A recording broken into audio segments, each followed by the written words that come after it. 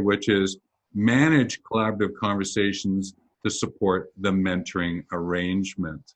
So that is core to us as just even as a community, and it's core in the mentoring arrangement. That's a great segue into today's video podcast because it's really about managing collaborative conversations in the mentoring arrangement. The community embraces it, and it's within the mentoring arrangement itself.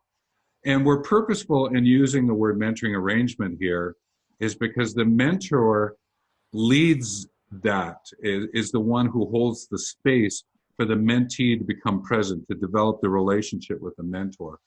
And therefore, the collaborative conversations leans more from the mentor until the mentee gets into a space where it's just a natural learning and growth component to the arrangement, the relationship.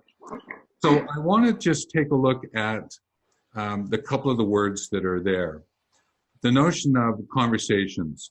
And conversations can link into the world of discussions, dialogue, willing to tell and share. So it's an active voice, ear kind of connection that's taking place. That's what the conversation's about. So it's about exchanging ideas. It's about thoughtfulness. There's a consciousness that is being touched on both parties who are involved in this.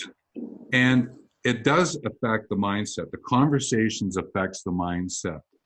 And again, as we've alluded to, for both people, the mentor and the mentee. The other thing is that with conversations, it links to a word like convert, which is to shift the appreciation and agreement or getting acceptance of what's going on. So the conversation is to convert some ideas, some thinking, some meaningfulness. That's why we're having these conversations. Or else you'd be wondering, well, we could just talk about the weather, so is that really a mentoring conversation? Could be, if your mentoring is the topic that's of importance to you, but really it's the mentee is bringing their questions to that arrangement and having the conversation to convert that meaningfulness, that thoughtfulness that goes with it. Now, the other thing that's important here, to convert the arrangement so that you are keeping company with one another. This is a little bit more of an obscure way of looking at conversations to convert, to hold community together, even if it's just the two of you who are there. That's what the conversation is for.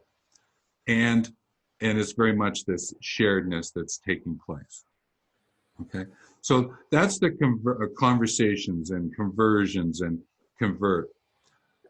Now, the element of collaboration is another one, because collaboration is really a way of looking at how do I maintain my assertiveness and how do I cooperate in that conversation. So collaborative conversations, my assertiveness, my cooperation in the sharing that is taking place, or maybe some telling that's going on at the same time.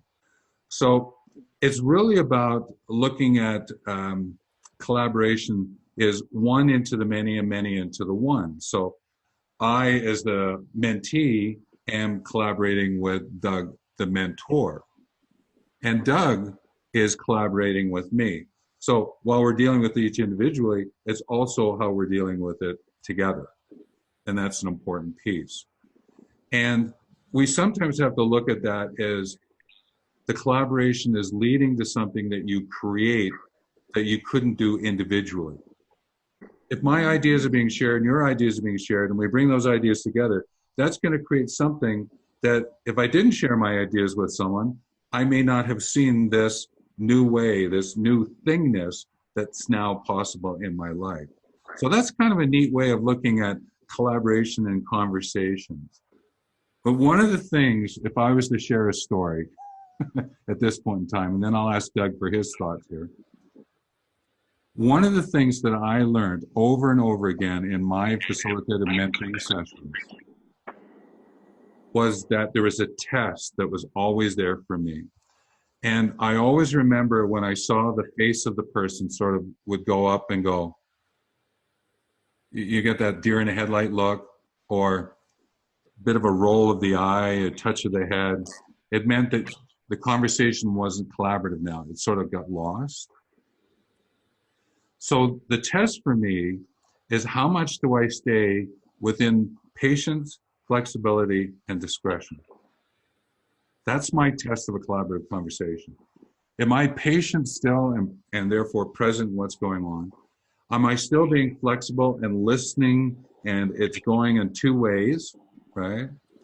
And is it coming from a place of discretion? It's not like I'm telling stories now that I really shouldn't be telling, or using gossip or something like that. Collaborative conversation is truly this sharing of this assertiveness and cooperation about something to bring it into thingness. That's what a collaborative conversation is about. Thoughts from your side, Doug? It's interesting because the whole idea of that collaborative conversation, that was what I got to experience this morning when I was meeting with this new client. But here are a couple things for me that helped us develop, or basically to, I guess, develop that collaborative conversation. Was number one was being able to create a safe environment or a safe place for that conversation to actually start to take shape. And then the next thing was that also then started us down the path towards building trust. For me, one of the things that's really important is being able to create that safe place for that collaborative conversation to take place. The other aspect is around the aspect of building trust. And I think a large part of a collaborative conversation, it's a natural feeder into building the trust that you need to have a successful mentoring arrangement. And so when we look at collaborative conversations to support the mentoring arrangement, there are some variables, like I mentioned, the safe place and trust, that feed into that as well. And what I got to experience this morning was the sharing. Once we had a somewhat quasi-safe place agreed to, so to speak, and trust starting to build, the openness and willingness for information to be shared back and forth between each of us just it continued to grow and grow as the session went on.